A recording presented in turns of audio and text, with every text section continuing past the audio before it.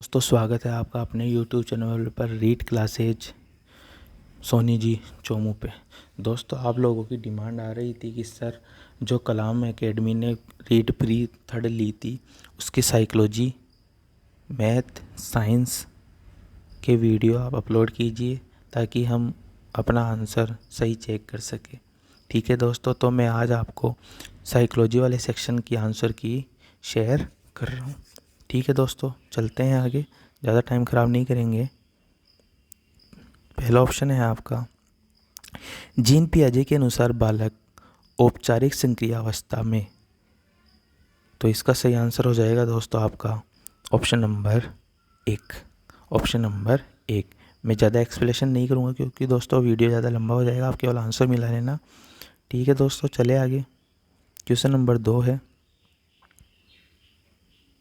लिखते समय किसी बालक द्वारा पेन या पेंसिल को पकड़ने के लिए उंगलियों के उपयोग से अपने पूरे हाथ का प्रयोग किया जाता है, यह किस सिद्धांत को निरूपित करता है?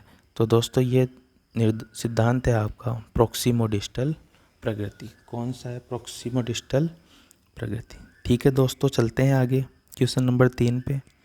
क्वेश्चन नंबर 3 है, यूरी वॉन फ्रेनर के मतानुसार सामाजिक प्रथाएं एवं सांस्कृतिक मूल्य बाल्य के किस पारिस्थितिक तंत्र के उदाहरण हैं? तो दोस्तों इसका आंसर हो जाएगा आपका ऑप्शन नंबर 4 वृहत मंडल। कौन सा मंडल? वृहत मंडल। ठीक है दोस्तों, चलते हैं क्वेश्चन नंबर 4 पे।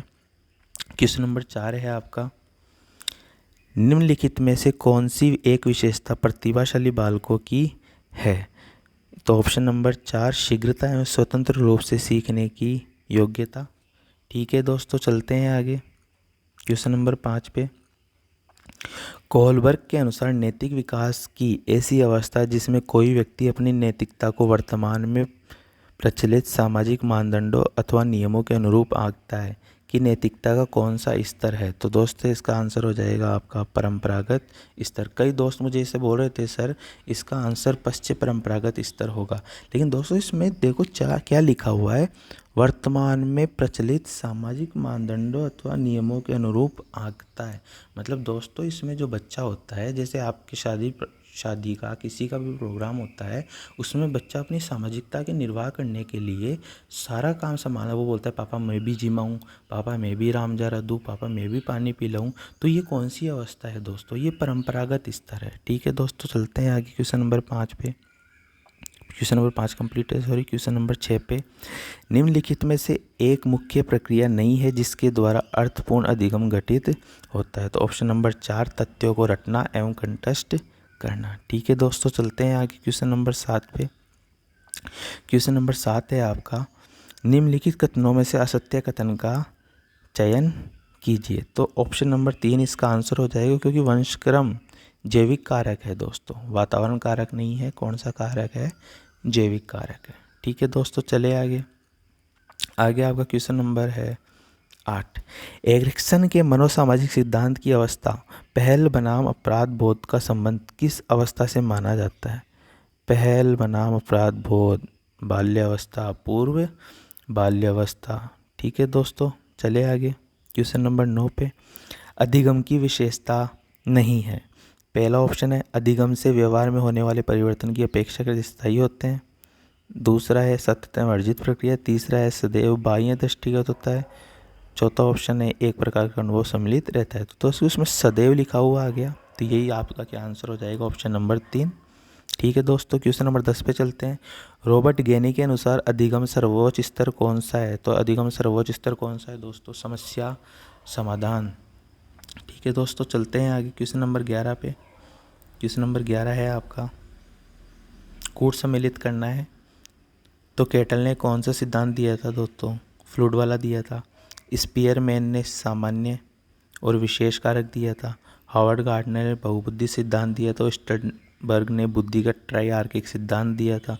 तो दोस्तों आपको इसमें कूट देखना है, कूट हो जाएगा इसमें आपका पहले में दूसरा और दूसरे में पहला, तीसरे में चौथा। तो ऑप्शन नंबर 2 बी ऑप्शन इसका आंसर सही है आपका। ठीक है दोस्तों, चलते हैं क्वेश्चन नंबर 12 पे। निम्नलिखित में से कौन सा डिस्प्रेक्सिया के लक्षणों में से एक है? तो डिस्प्रेक्सिया में दोस्तों ऑप्शन नंबर 3 आंसर आ जाएगा आपका, क्योंकि ये मांसपेशी विकार है। चलिए आगे, सबका मिश्रण भी है। क्वेश्चन नंबर 13 है, एक 17 वर्ष की महिला समान परिस्थितियों में अधिकांश लोगों द्वारा खाए गए भोजन में अधिक बेहिसाब मात्रा में भोजन करती है। दोस्तों भोजन की मात्रा आ गई, भोजन की मात्रा अधिक करने वाली बुलिमिया नर्वोसा, और भोजन नहीं करना एरोनिसा नर्वोसा। ठीक है, ज़्यादा भोजन करना कौन सा है? बुलिमिया। क्वेश्चन नंबर 14 है, क्वेश्चन नंबर 14 भी मिलान का है दोस्तों। देखो इसमें जाव का प्रेक्षण अधिगम है। प्रेक्षण अधिगम किसने दिया था? बांडुरा ने। ठीक है, उद्दीपक वाला काम किसने किया था? पावलोव ने। तो आप अपना कूट भी इससे मिला सकते हो, इसमें सही कूट हो जाएगा आपका। देखिए दोस्तों सही कूट कौन सा होगा। पहले में 3 नंबर और तीसरे में 4 नंबर। ऑप्शन नंबर 20 का आंसर हो जाएगा आपका। ठीक है दोस्तों, चले आगे। क्वेश्चन नंबर 15, निम्नलिखित में कौन सा एक सृजनात्मक चिंतन को प्रोत्साहित करने का तरीका नहीं है? तो धन इकट्ठा करना सृजनात्मक चिंतन को प्रोत्साहित करने का तरीका नहीं है दोस्तों। चलते हैं आगे क्वेश्चन नंबर 16 पे।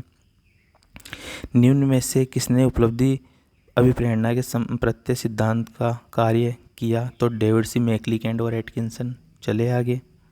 क्वेश्चन नंबर 17, पांडुरा के सामाजिक अधिगम सिद्धांत का प्रमुख केंद्र कौन सा है? तो नैतिक व्यवहार इसका केंद्र रहा है।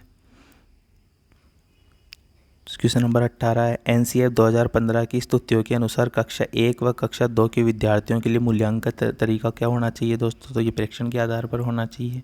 चले आगे क्वेश्चन नंबर 19 पे। क्वेश्चन नंबर 19 है आपका, राष्ट्रीय पाठ्यचर्या की रूपरेखा 2005 के अंतर्गत व्यावसायिक सुधारों में पाठ्य पुस्तक को लेकर क्या टिप्पणी की गई है? पहला ऑप्शन है, चयन एवं लेखन किसी एक विशेष विषय के द्वारा होनी चाहिए। पाठ्य पुस्तक बनाते समय अध्यापक का ही फीडबैक लिया जाना चाहिए। विभिन्न स्कूलों में मध्य पुस्तकालयों को साझा किया जाना चाहिए। इनमें से सभी बिल्कुल भी नहीं होगा, क्यों? यहाँ पे दोस्तों केवल अध्यापक का ही फीडबैक लिखा हुआ है। ऑप्शन नंबर 3 इसका आंसर हो जाएगा। ठीक है दोस्तों, क्वेश्चन नंबर 20 है आपका, क्रियात्मक अनुसंधान प्रक्रिया का प्रथम चरण क्या है? तो समस्या की पहचान इसका प्रथम चरण है दोस्तों। चले आगे। क्वेश्चन नंबर 21, शिक्षा का अधिकार अधिनियम 2019 में एक शैक्षणिक वर्ष में उच्च प्राथमिक स्तर पर कितने न्यूनतम शैक्षणिक घंटों का होना चाहिए? तो दोस्तों उच्च प्राथमिक स्तर पूछा है तो 1000 घंटा इसका आंसर हो जाएगा। चले आगे। क्वेश्चन नंबर 22 पे, विद्यार्थी के विकसित कौशल तथा ज्ञान का परीक्षण क्या कहलाता है? तो दोस्तों यह कहलाता है आपका उपलब्धि परीक्षण। क्वेश्चन नंबर 23 पे चलते हैं। क्वेश्चन नंबर 23 है, शिक्षा में सुधार के लिए विभिन्न आयोगों की सिफारिशों में आंतरिक जांचों की संख्या बढ़ाने की सिफारिश की गई है, क्योंकि आंतरिक जांच सभी पक्षों का क्या करती है? मूल्यांकन करती है दोस्तों। चले आगे। क्वेश्चन नंबर 24 पे, फ्रायड के मनोविश्लेषणात्मक संदर्भ में असत्य कथन कौन सा है?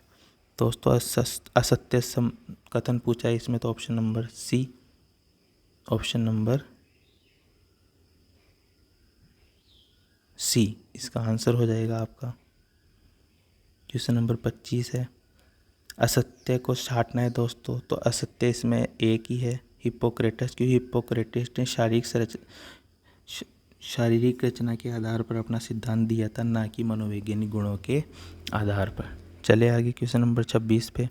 दूसरा है विषय आत्मबोधन परीक्षण। देखो विषय आत्मबोधन परीक्षण TAT ही है दोस्तों, और इसमें कितने कार्ड होते थे? 20 कार्ड। 21 ऑप्शन होता तो 21 भी सही होता, लेकिन 21 नहीं है तो 20 भी सही है।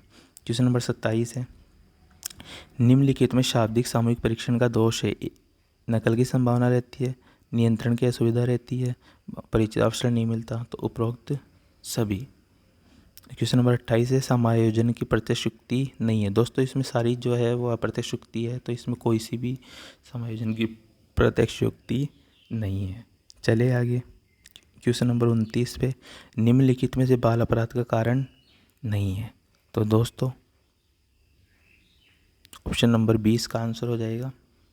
चले आगे। क्वेश्चन नंबर 30 पे, व्यक्तिगत विभिन्नता का अध्ययन किया जाता है? तो ये सभी ऐसे परीक्षण है दोस्तों जिससे व्यक्तिगत विभिन्नता का अध्ययन किया जाता है। दोस्तों क्वेश्चनों का एक्सप्लेनेशन नहीं किया है, जल्दी से जल्दी आपका सॉल्यूशन कराने का ट्राई किया गया है। ठीक है दोस्तों, जय हिंद जय भारत। साइकोलॉजी अपनी कंप्लीट है, 10 मिनट में अपन ने ये काम कर दिया है।